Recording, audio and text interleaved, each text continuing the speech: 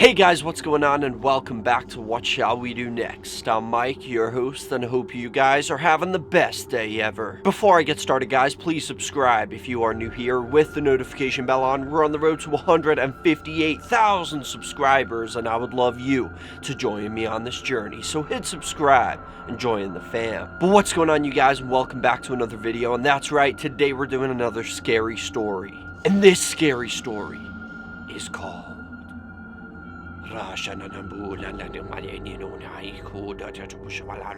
is going on? I freaked myself out, guys. I just almost put a freaking demon curse on myself. I think I actually got possessed. Did you hear that? I spoke a different language. Did I just talk Latin?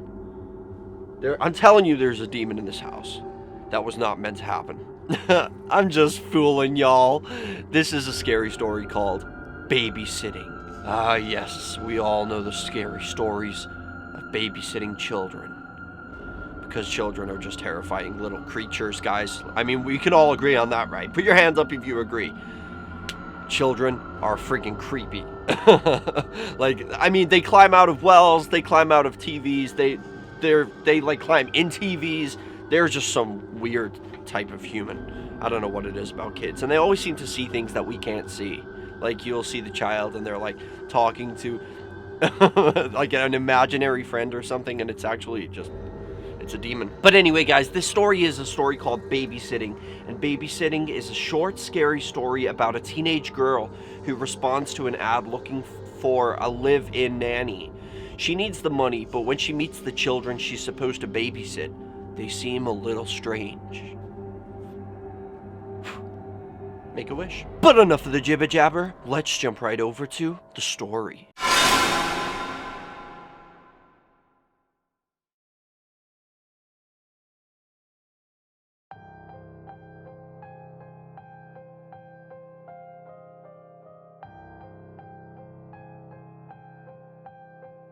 Babysitting. When I dropped out of school, it wasn't easy to find work. Nobody seemed to want to hire a girl with no qualifications. I was tired of applying for jobs advertised in newspapers and on the internet without receiving any replies. One day, I spotted an ad for a job that was not so tempting, but I really needed the money. The ad said they were looking for a live-in babysitter to take care of 3 young children. It said no qualifications necessary. They just required someone young, responsible, and pretty. I called the number, and the phone answered by a woman with a sweet and friendly voice. When I told her I was calling about the babysitter job, she hired me on the spot. She didn't even want to meet me in person first, but she said she needed me to start immediately. I was delighted. The next morning, I drove over to the house to meet the family. As soon as I got there, I saw the house was beautiful, both inside and out. You could tell that the family was wealthy. The woman and her husband greeted me with broad smiles on their faces and introduced me to their children. There were 2 boys and a girl. Sebastian was 6 years old, Damien was 5, and Lenka was 4. The kids seemed to be nice, happy, and friendly. They were always polite, never fought with each other, and never made a mess. All they did was play alone or read a book. The parents announced that they were going out to dinner and wouldn't be home until late that night. They told me that the children had already been fed, so all I had to do was get them ready for bed. The mother gave me a phone number and told me to call her if there was ever an emergency. The father told me to make myself at home, and if I was hungry, he said I could take whatever I wanted from the fridge. After the parents left, the children sat down on the sofa to watch TV. They were very quiet and barely said a word. During a commercial, I was feeling a bit hungry, so I went into the kitchen to make myself a snack. As I was rummaging around the refrigerator, I couldn't help but notice 2 large jars that were stuffed in the back of the fridge. Both of them were wrapped in plain brown paper and had a rubber band sealing the rim. I wondered what on earth could be in them. My curiosity got the better of me. So I took out one of the jars and peeled back the brown wrapper to take a little peek inside. It was full of long strips of fatty meat floating in a murky red liquid. I couldn't tell what kind of meat it was, but it didn't look like pork or beef. Just as I was about to put the jar back where I found it, I heard a noise behind me. It startled me so much I banged my head on the shelf above me. When I turned around, Sebastian was standing in the doorway, staring at me. "Put that back," he said. "That's not for you." The look in his eyes and the tone of his voice sent a chill down my spine. "Sorry," I muttered. "I was just looking for something to eat." Sebastian didn't reply. He just stood there, staring at me. I placed the jar back in the fridge and shut the door. Sebastian turned around and went back into the living room. I had lost my appetite, so I went and joined the children in the living room and watched cartoons with them. I was trying not to let my imagination get the better of me when the cartoons finished and the news came on. There was a story about a teenage girl who had gone missing. The police found her decomposing head in a dumpster. They said they had no idea what had happened to the rest of her. I was afraid the grisly news story would upset the children, so I changed the channel and told them it was time for bed. The kids didn't complain. They just walked up the stairs in single file and went to their bedroom. I put them in their pajamas and got them ready for bed. Then I took them in, kissed them all goodnight, and switched out the lights. When I went back downstairs, I was bored and had absolutely nothing to do, so I decided to watch a movie. I looked through the family's DVD collection, but all I had were cartoons and Disney movies. I wasn't in the mood for any more kids' stuff. On the bottom shelf, I spotted some old VHS tapes. One of them had a strange title.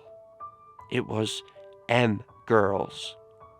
This seemed rather curious, so I decided to take a look at it. I put the videotape in the VCR and pressed play. Then I sat down on the sofa and made myself comfortable while the video started. The first thing I noticed was that it was a home video. The family must have recorded it themselves. The parents and the children were all laughing and looked like they were having fun. I was about to turn it off when I happened to notice someone else in the video. It was a girl who looked like she was in her late teens. It seemed like she was the previous babysitter. She looked very familiar. It seemed like I recognized her from somewhere. Perhaps she went to my school. Then it finally hit me. Oh my freaking God, I thought. It was the missing girl from the news report. My hands were shaking. My whole body was trembling. I just wanted to get out of there as fast as possible. I jumped out of my seat, ejected the video, and put it back in its case. Then I remembered the jars in the fridge. I had to see what was in those jars. With a shudder, I went to the kitchen and opened the fridge. Maybe I'm just overreacting, I thought. I reached and took out the second jar, peeling back the brown paper wrapper. I could see long, pale hunks of meat and strips of fat floating in the red liquid. Some of the meat looked like it had skin on it. Human skin. I could also see what looked like strands of hair. Long hair. Human hair. I was so scared, I felt I was about to pee my pants. I ripped off the rubber band that was sealing the jar and peered inside. There was an eyeball staring back at me. Horrified, I dropped the jar and it smashed on the kitchen floor. I ran into the living room, put on my jacket, grabbed the videotape and stuffed it in my pocket. And when I came out to the hallway, Sebastian was standing at the foot of the stairs. "Where are you going?" he asked. I just remembered," I stammered.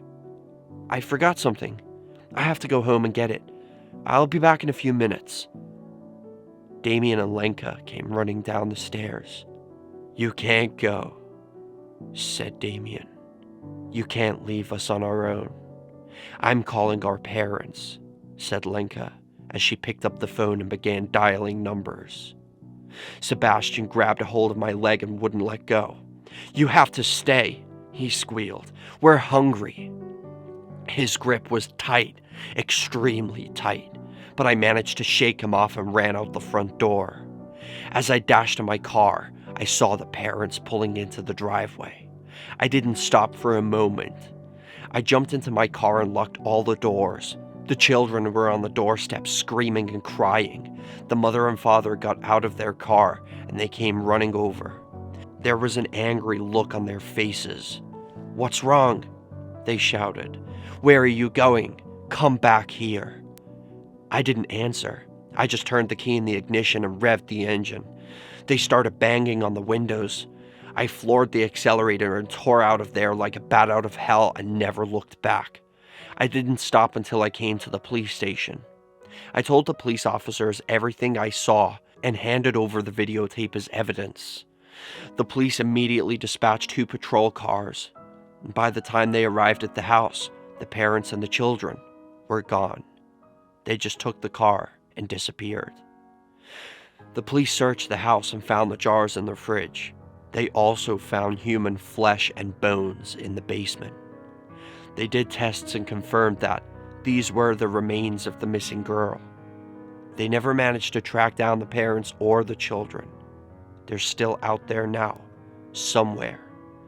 Probably living under a different name.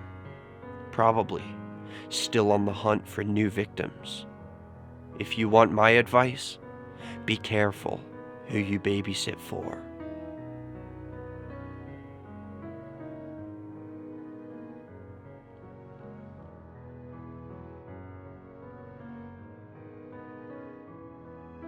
And that is the end of that. Holy crap, that was a freaking terrifying story. I've definitely told this one before because I remember it. This is definitely one of my favorite stories because, I don't know, there's certain stories that I can get into and I find them actually, like, creepy. And this is one of them.